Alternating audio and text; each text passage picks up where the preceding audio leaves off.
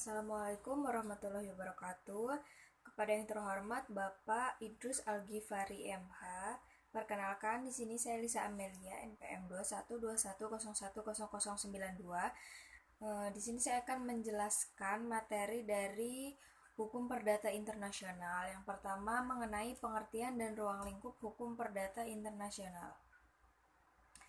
Istilah data internasional yang digunakan di Indonesia sekarang ini merupakan terjemahan dari istilah yang pertama Privat International Law, yang kedua International Privat Law, yang ketiga International Privat Reach, yang keempat Droit International Priv, yang kelima Dirito International Privat.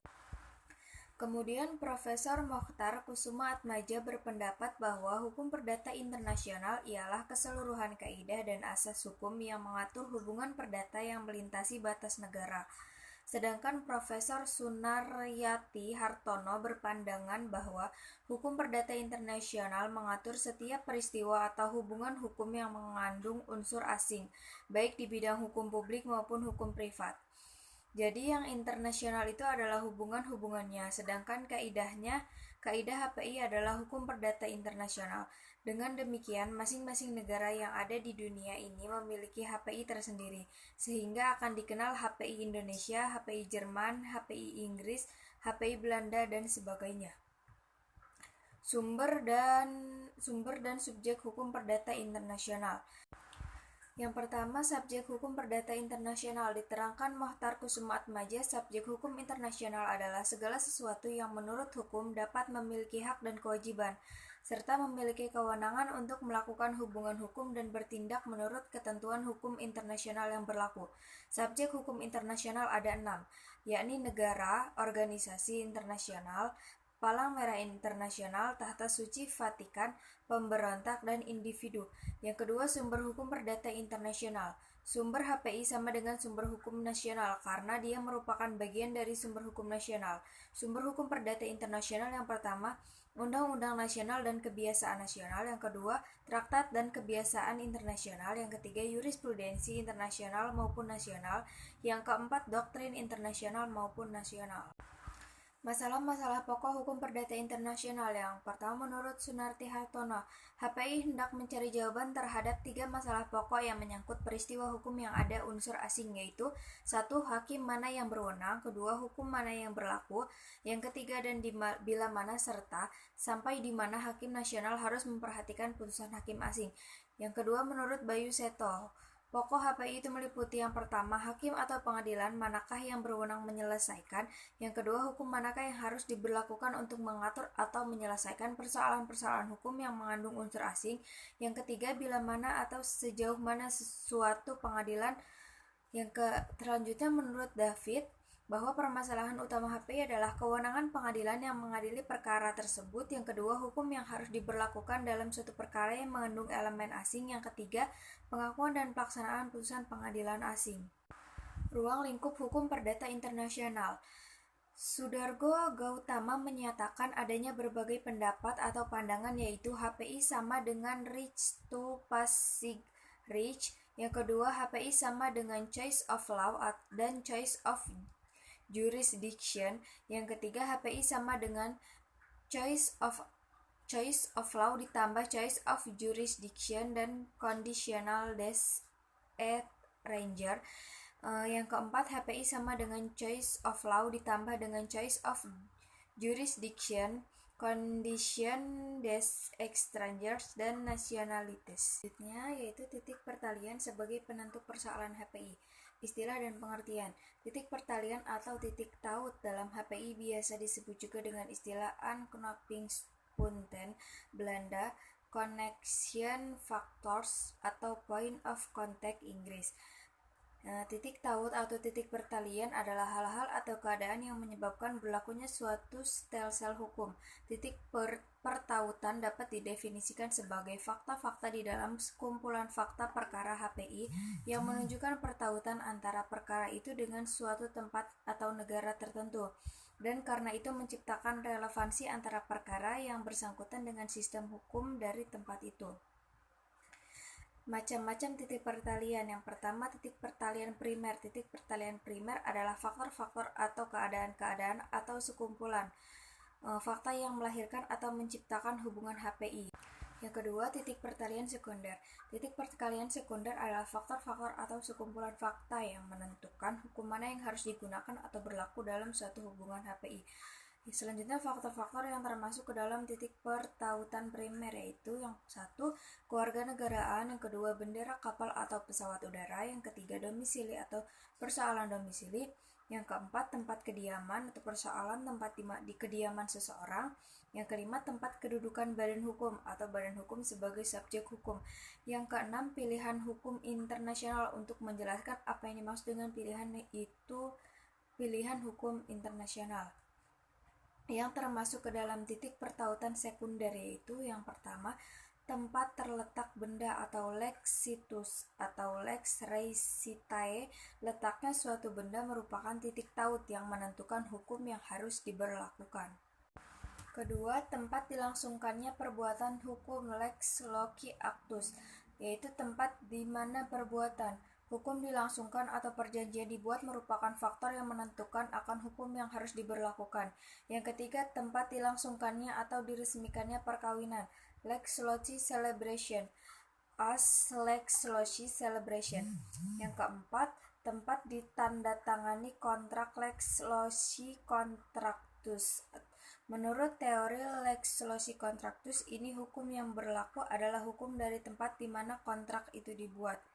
Yang kelima, tempat dilaksanakannya perjanjian yaitu atau lex loci solutions atau lex loci executionis. Yang keenam, tempat terjadinya perbuatan melawan hukum. Yang ketujuh, pilihan hukum. Maksudnya para pihak adalah faktor yang menentukan apa yang berlaku. Materi ketiga mengenai status personal dan kaitannya dengan prinsip kewarganegaraan dan domisili. Pengertian status personal. Status personal atau status dan wewenang adalah kondisi atau keadaan suatu pribadi atau hukum yang diberikan atau diakui oleh negara untuk mengamankan dan melindungi lembaga-lembaganya. Status personal ini meliputi hak dan kewajiban, kemampuan dan ketidakmampuan seseorang bersikap tindak di bidang hukum, yang unsur-unsurnya tidak dapat berubah atas kemauan pemiliknya. Meskipun terdapat perbedaan mengenai status personal ini, pada umumnya ditentukan oleh hukum dari negara di mana ia dianggap terkait secara permanen. Persoalan hukum manakah yang harus dipergunakan untuk menentukan status personal seseorang merupakan salah satu persoalan fundamental dalam ajaran-ajaran hukum perdata internasional. Ruang lingkup status personal. Isi dan luas bidang. Yang pertama, konsepsi luas terdiri dari kewenangan hukum, menikmati dan hilangnya hak keperdataan, kecakapan bertindak, perlindungan kepentingan perorangan, kehormatan nama, hubungan-hubungan kekeluargaan, hubungan-hubungan suami istri, kekuasaan orang tua, perwalian, hukum keluarga atau perkawinan, perceraian, pengesahan anak menjadi dewasa, pengampuan, soal pewarisan. Selanjutnya, konsepsi sempit adalah dikurangi atau minus hukum harta benda perkawinan dan hukum waris.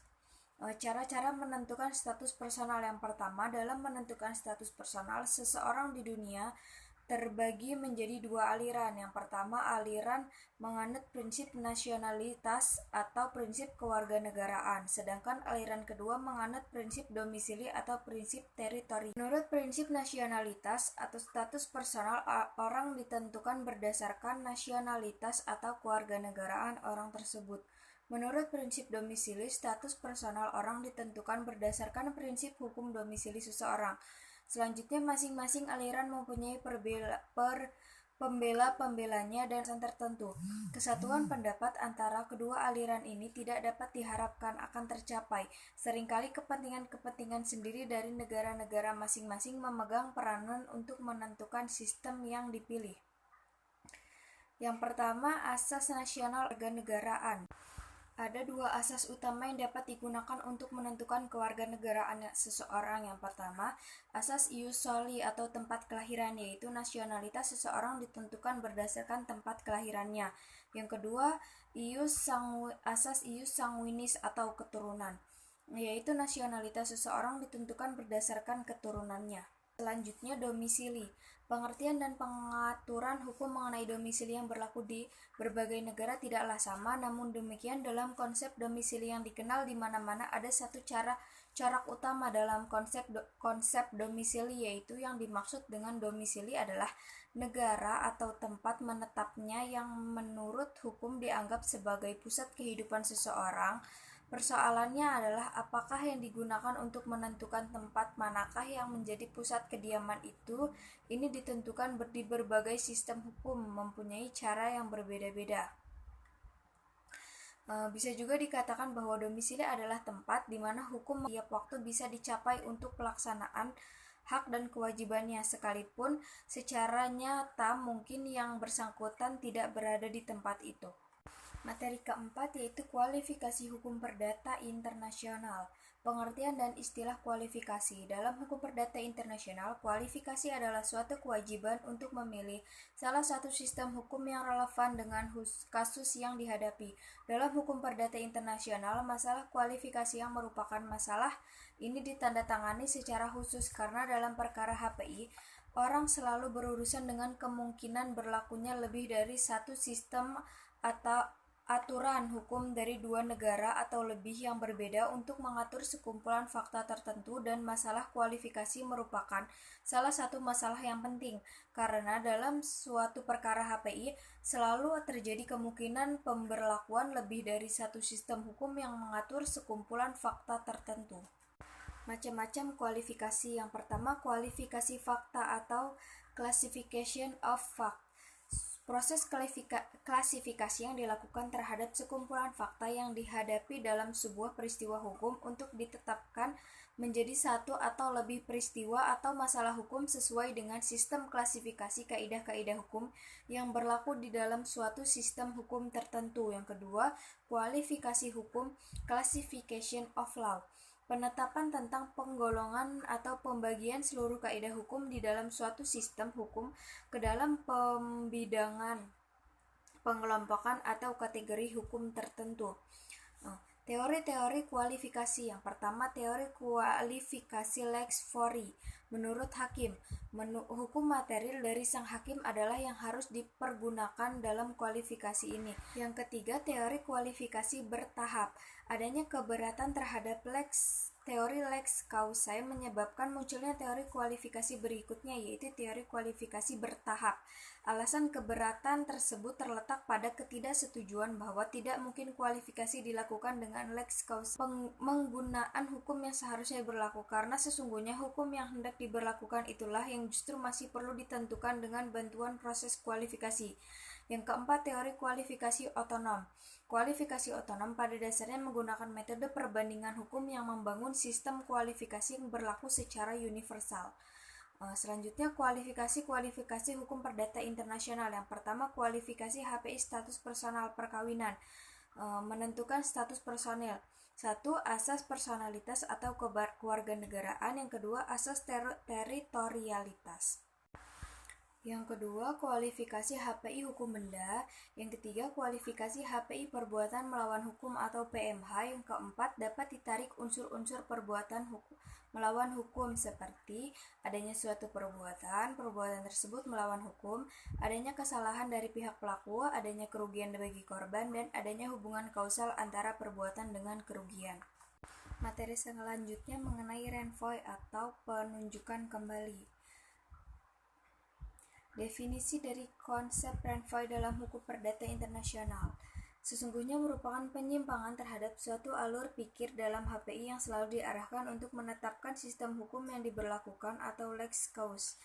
Pada prakteknya, pengadilan dapat memutuskan perkara HPI dengan berdasarkan kaidah-kaidah hukum inter lex fori atau sistem hukum lain selain lex causa.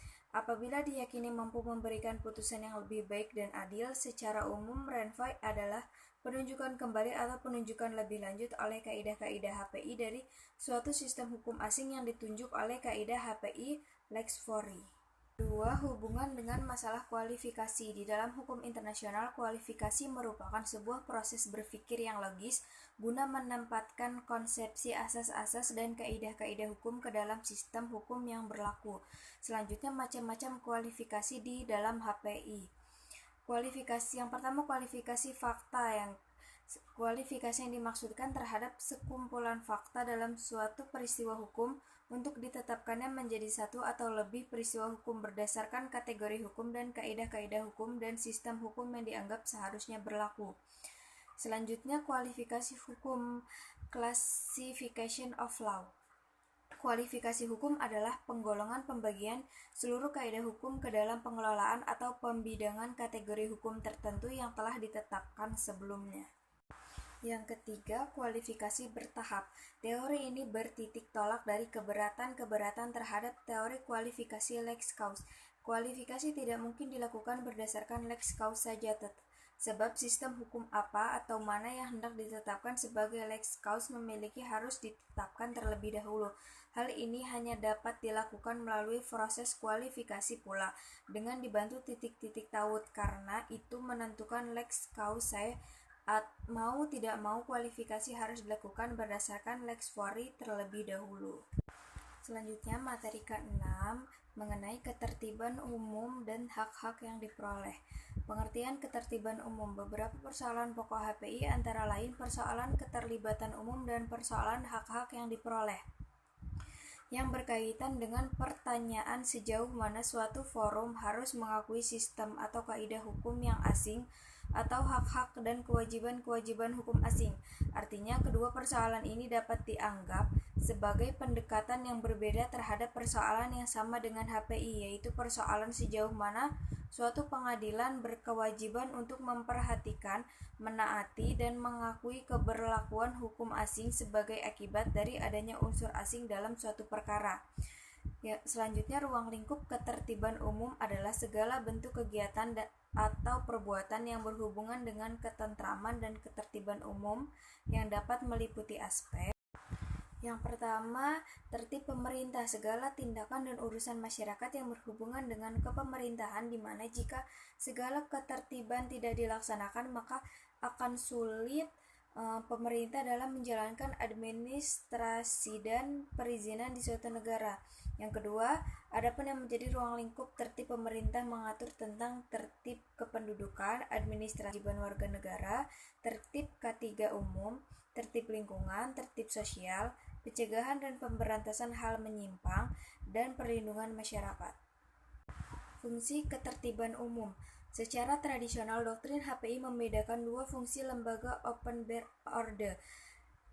Fungsi positif yaitu menjamin agar aturan-aturan tertentu dari lex fori tetap diberlakukan dan tidak dikesampingkan sebagai akibat dari pemberlakuan hukum asing terhadap dari persoalan hukum mana yang seharusnya berlaku atau apapun isi kaidah atau aturan lex fori yang bersangkutan. Yang selanjutnya, fungsi negatif yaitu untuk menghindarkan pemberlakuan kaidah-kaidah hukum asing bila memberlakuan itu akan menyebabkan pelanggaran terhadap konsep-konsep dasar lex fori. Selanjutnya, ketertiban umum menurut hukum nasional Indonesia.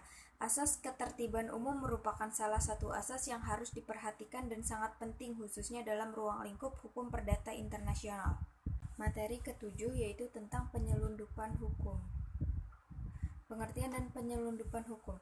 Penyelundupan hukum adalah suatu perbuatan yang bertujuan untuk menghindari berlakunya hukum nasional sehingga yang bersangkutan memperoleh suatu keuntungan tertentu sesuai dengan keinginannya sebab baginya berlaku hukum asing.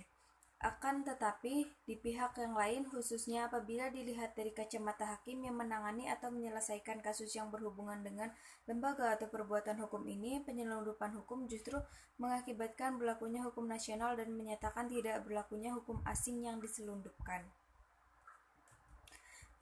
Yang kedua, penyelundupan hukum dan hak-hak yang telah diperoleh. Istilah hak-hak yang diperoleh sering disebut dengan right and obligation created. atau hak dan kewajiban hukum yang terbit berdasarkan hukum asing yang menjadi persoalan dalam HPI, apakah hak dan kewajiban hukum yang dimiliki seseorang berdasarkan kaidah-kaidah dari suatu sistem hukum asing tertentu harus diakui oleh lex fori atau lex fori.